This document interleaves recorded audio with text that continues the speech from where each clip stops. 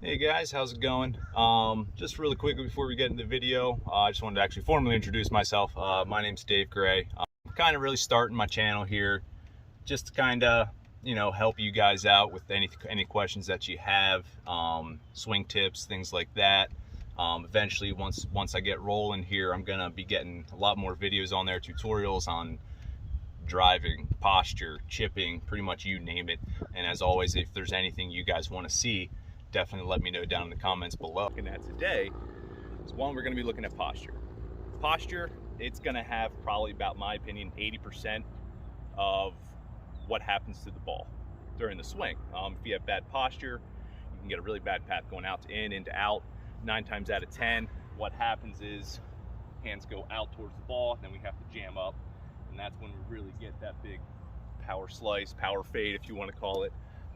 So really what we're going to be focusing on today is what do we do in our transition to really kind of ensure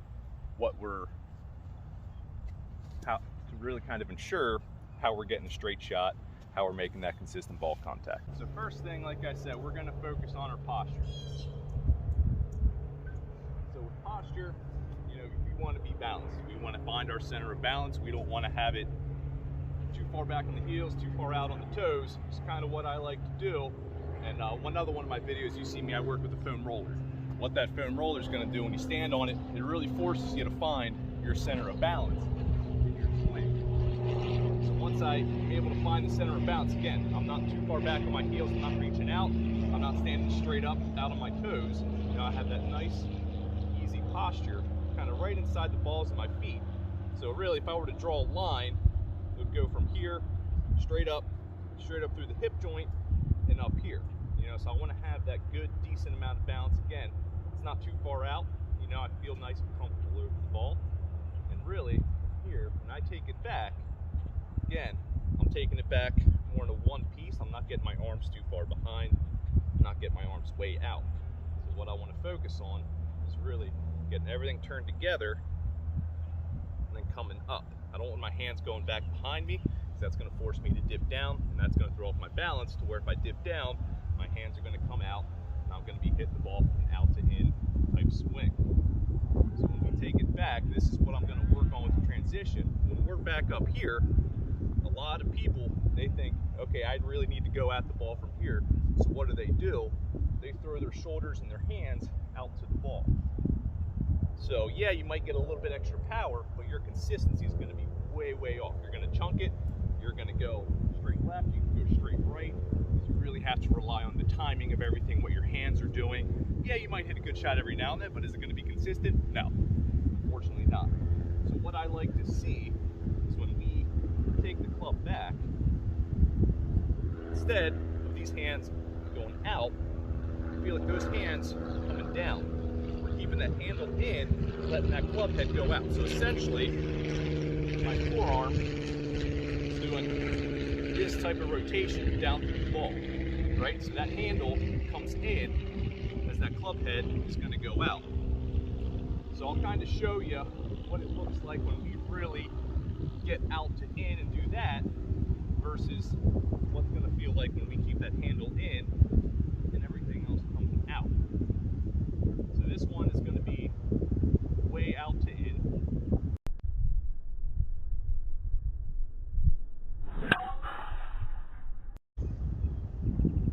And that was sliced way over to the right.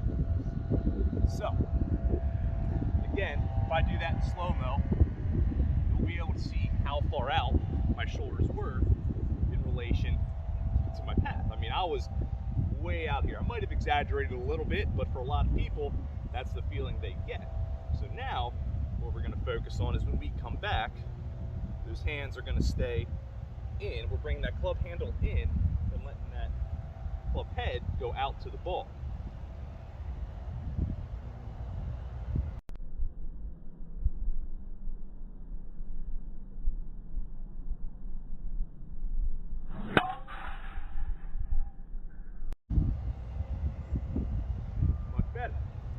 Much better. So again, in the transition, we don't want to feel everything's going way out to in.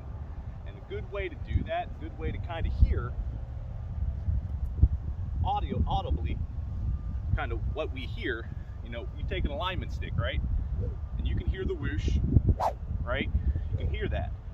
So I bet a lot of people, if they take a swing with an alignment stick, you're gonna hear that whoosh way up there, because they're trying to really get going at the top of their swing. You watch a lot of pro swings, you watch a lot of tour players, you'll be able to hear that whoosh a lot more delayed.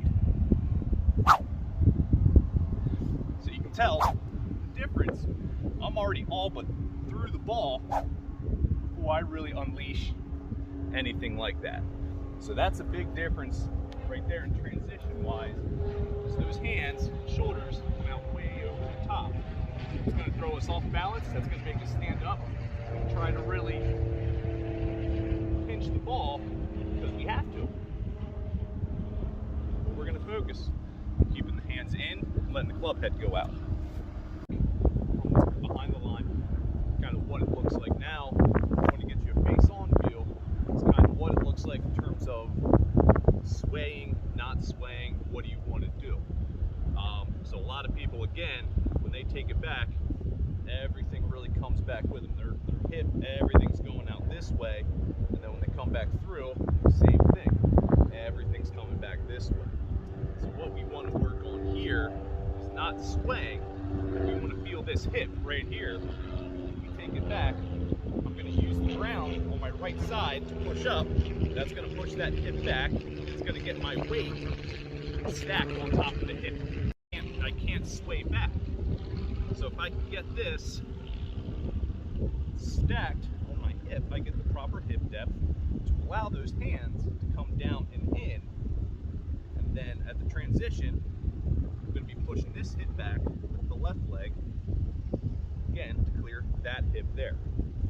So kind of, it comes down to a little bit of timing. It's something that, you know, you definitely need to practice. But you get the timing right, and it will definitely help you with your consistency.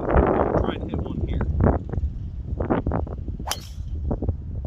You know, one, posture. You know, we want to make sure we're not hunched over, we're not reaching out to the ball. We want to have a nice, even posture again. And number two, like I said, is transition. Transition in the swing. Far too many people, they come up here, then everything really wants to go out to the ball, upper body, arms. So for those of you who play baseball, right? Baseball and golf, similar swings, not completely similar, but similar swings, right? So when I hit a baseball, you know, when I come down through, I'm not going to throw my hands out at the ball. The barrel of the bat's way back there. I have no chance. If anything, I'm going to hit it way off to the right in right field, right? So same thing with golf, right? So if I'm here and I get those hands going out, how am I going to hit a ball from this position right here? You know? So if I come here and I really get those hands going out, how am I going to hit a ball without having to stand up and try to flip my wrist through and get the timing right? It's much easier if I come through, get that handle coming down towards the body, and let the body bring the club head and everything out, right? So much like in baseball, again, you know, in baseball, again, I'm not doing that, right? I'm not getting hands out. I'm getting the handle coming in as the barrel of the bat, club head goes out and hits the ball. That's what we're trying to achieve here. So I'm going to hit one more good one here for you again. Getting the posture, making sure we feel comfortable. Everything feels like we're lined up. I have a solid base here. Again, when we take it back, get here, you're going to feel those hands come in towards the body as this hip starts to go out. We're going to go and actually try and hit one here. Let's see how we do. Get nice tempo. I'm not going to launch from the top of the swing at all. We're going to take a nice even tempo.